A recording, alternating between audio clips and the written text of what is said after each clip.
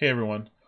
Over the years, I have tried prepping my games in a multitude of different ways. I've tried low prep, lazy prep, high prep, lots of prep, bullet points, you name it. I've tried it.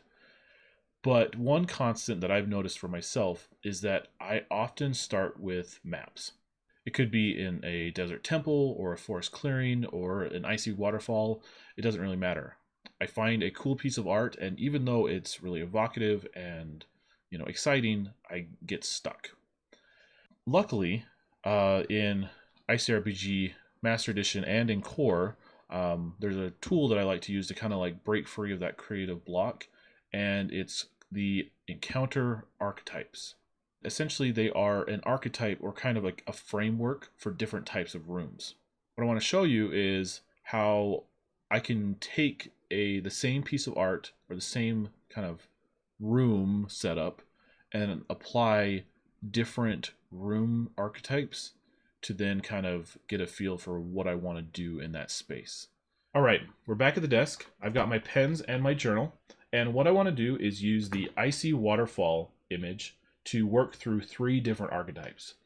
Each archetype is going to be a little different, and hopefully as we work through them, they will open up new opportunities and new ideas for how I could run this particular room in a session. So let's get started with the very first one, which is barrier. Now, a barrier is a really simple, straightforward one. It's probably the archetype that most fits the piece of art. And what it is that players enter the room, there is something standing in their way, and then where they need to go is on the other side. Barriers are great for non-combat, non-enemy, encounters. There's a thing in the way, how do I get through it and then to the other side rather than a combat? But it doesn't have to be. So let's think through kind of the timers, the threats, the treats, and any additional notes to kind of highlight what I could do in this icy waterfall space. Starting with the target, I'm thinking it will probably be somewhere between 10 and 12, more likely 12 depending on the characters, but it's a great opportunity to kind of lower the target or just kind of leave it as standard. Timer for this space, we could obviously say that there's the classic pressure if somebody's following them. So let's say that in D4 rounds, enemies arrive. Okay, that gives them pressure so that they don't have time to kind of dilly-dally. They've got to start moving quickly. Threat. Originally, because there's no enemies in this space to start with, like I have to be a little creative with the space. And so we can obviously think maybe that it's falling or there's frozen ice. Maybe what I can do is, since this is a waterfall, what I can say is, there is a pool of water under here, and if you fail a dex check, equals fall in water. And then that's going to make, you're going to do a con save and take some damage, but then it's going to make everything hard. So con check leads to some damage, probably D4, and then escalating, so then D6, things like that, as well as all checks equal hard afterwards. So you really don't want to fall in, and so this could maybe have some teammates, some ropes, whatever, but you've got some threat to falling and why you have to get up there. Treat, let's see, what could be a fun treat? Maybe there's a loot frozen in ice or under here, so we could say maybe there's a treasure chest under here, a lock / water. If someone were to dive in and then purposely take this damage and this kind of negative or disadvantage, they could get some loot, and we could say maybe it's 1 times ancient for them if they get it open. Let's see, any other notes? Potentially I could have some backup mechanics. So like maybe if they fail a strength roll, it breaks ice and water, water comes out. So then now they break something like right here, and then water sprays out, and then that kind of, they've got to make, or they might fall. Additionally, the ice might be thin. It can only take the weight of two at a time, or else you risk hurting the integrity of the ice that's flowing. Or maybe if the enemies arrive the second timer, we could have enemies arrive above. So now we've got enemies coming in, from this direction, but then after, if they're still dilly-dallying up on that space, we have enemies showing up here as archers, and now you've got enemies that are waiting for them at the bottom, as well as you have archers, shooting at them from below. But yeah, that is a barrier. So they've got this thing, and we could go through trying to get through that, as well as we've got some threats and timers and treats. And they're always just trying to get to this space. But again, let's try the same space, the same room, but with a different archetype. And this is an ambush. So an ambush essentially is the players come in, there's a enemy or a lone enemy that they want to catch. That enemy kind of moves out of sight as the players, charge in. All of a sudden they realize that they're ambushed with a larger group of foes or anything like that, and that they have to kind of work through that ambush to get out to the other side.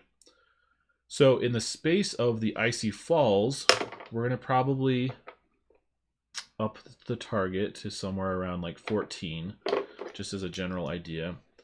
Timer. What could be a good timer? And the way that I'm thinking about this is that they've got essentially, so let's draw this space again. So we've got this kind of space here. Players enter in. They've got, this icy waterfall. They've got, there, and they're trying to get up that way. So it's a small space with this icy water. And as they enter in, this is going to be closed off. And then there's probably going to be some archers up here, just like before. But now they've closed off this gap. They're down below, and the one that they're chasing has probably started climbing up to reconvene with these other guys. So timer wise, we could say that in D4 rounds, the enemies are going to break ice, and this area here is going to fill with water. Freezing water. And so that can be our second timer. Our backup timer is, D4 rounds or D6 rounds, depending. The valley or the gully fills with water. And they're going to be taking like constitution damage or whatever. We've got a threat. We can say we've got a number of archers. Archers up above. And we can say that they're down below. It's not like they can, really, are we going to roll for defense? Maybe not. What we can do instead is they don't miss.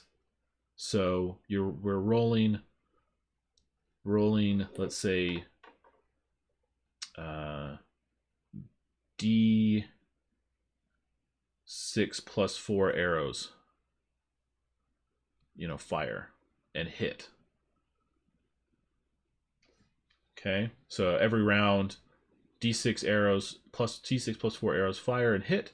And then the treat is maybe there's some cover that they could use, but that's gonna, you know, limit them there. Or they can break the ice and bring archers down, but then it immediately starts the second timer. Right? Additionally, we could always still put a piece of treasure there at the bottom under the water if they want to duck in there. Or maybe, you know, if we, you know, depending on where the session's going, we could always put a secret, you know, tunnel as a backup. Or they can try to, you know, figure out how to break this door. But there's lots of different ways. So potential secret tunnel. If they can swim under the water, but it's really risky. Underwater risky.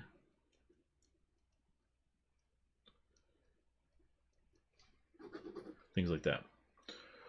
Okay, so that's the ambush. So you can see how same space, different feel for the room.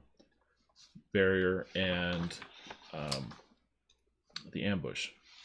Now the last one isn't in Core or Master Edition. It's actually one that I made up for Look to Your Left. And it recommends that you do, if you start using these, don't just limit yourself to what's in the book. Really start to come up with your own archetypes or own kind of frameworks to use to kind of kickstart how you prep out these spaces. And what I've done is called the split. Now the split essentially says that there's something dividing it into two paths. So players come in, they have to move one way or the other to get to their goal, but at the same time, you have enemies coming from each of those directions. As well as there could be goodies on either side. And so players have to decide, do they take both paths, you know, cut off the enemies on either side? Do they focus on one side and allow one group to kind of circle around and potentially in these narrow gaps get pinched?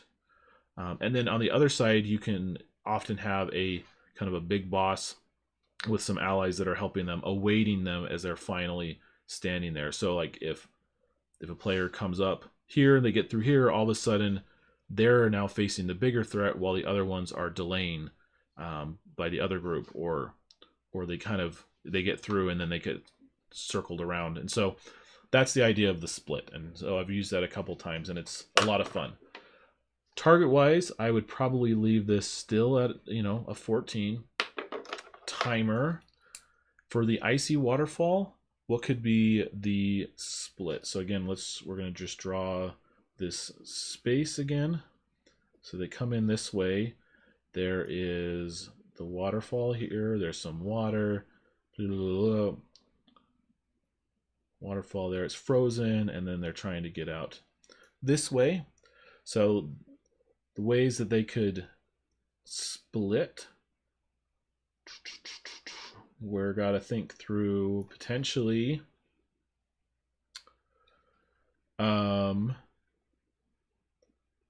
maybe what we can do is maybe there's not necessarily a door here, so we're going to get rid of that door, and what we're going to say is the goal is up here,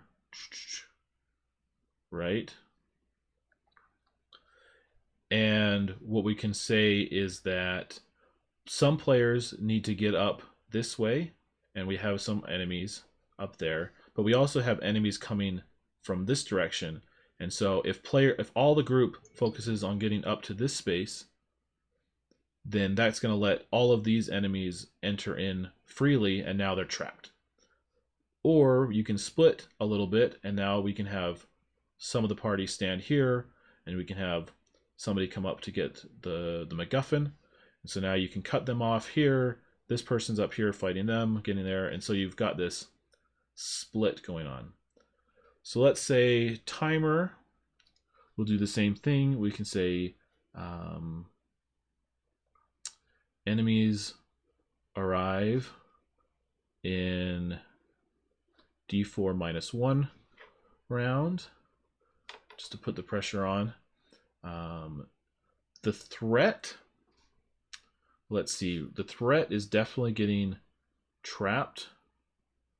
That's definitely one thing. Getting trapped in this space, surrounded by enemies. And to really make this important, like, we've got to have, like, this is a spawner. You know, this has got to be something that they're coming in a lot. So we're going to say D4 plus 2 every round. And if not, we can say, you know, they rally and they can go up to D6, you know, plus 3 or whatever. The treat, something why they would really want to come up here, and these, like, this isn't going to stop. Even if they close this off, it will just delay it, but this isn't going to stop until they get this thing. So the treat is the MacGuffin, and that could be maybe something really powerful. It could also be the waterfall, could be the MacGuffin, or not the MacGuffin, but the treat. So they could potentially, you know, unlock or break the waterfall and use that environment to their advantage as they wash away a big amount of foes. But now they've got freezing ice floating around. That becomes harder, but they can clear out a huge amount. So break waterfall and then clear out lower enemies for, you know, in one move, and then they start spawning again. And then that, you know, makes, you know, constitution checks come into play. We have, you know, some freezing damage, whatever that means. It just, we can say that it's now harder. They take some icy cold, it becomes a chill. We can also add timers for if they, you know, succumb to like hypothermia or things like that. For cold, all the while you're splitting up the party and doing this kind of setup. And that is the encounter archetypes, or at least how I like to use them. They really help me change things up, give me variety, force my brain to think differently. Even though I'm using the same room, the same art, the same kind of space, it can allow me to change up the challenges and the types of feeling that I want for each room, and to add that variety into my sessions.